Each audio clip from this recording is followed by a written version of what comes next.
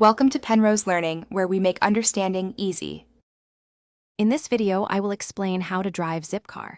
First, join as a member and download the easy-to-use mobile application. Then, search for available vehicles near your location, selecting one that perfectly fits your journey's needs. Reserve your chosen car for a specific duration, perhaps for just 1 hour or up to several days. Make sure to confirm all the booking details before completing your reservation for a smooth start. Once you arrive at your reserved vehicle, use your membership card or the mobile application to unlock the doors.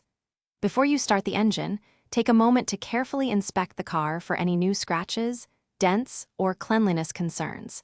It is important to report any pre-existing damage immediately through the Zipcar application, which protects you from accountability.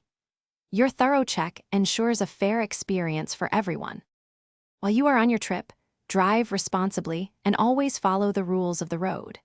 If the fuel gauge drops to 1/4 of a tank or less, please refuel the vehicle using the provided fuel card. This card is typically found in the sun visor or glove compartment, and its personal identification number is readily available in the mobile application.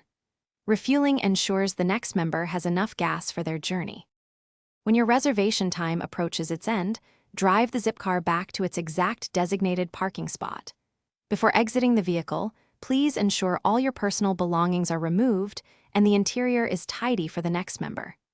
Turn off the engine, close all windows, and then use your membership card or the mobile application to securely lock the car doors. Finally, confirm your trip has successfully ended within the application. Thanks for watching. If this was helpful, leave a like and consider subscribing. See you next time.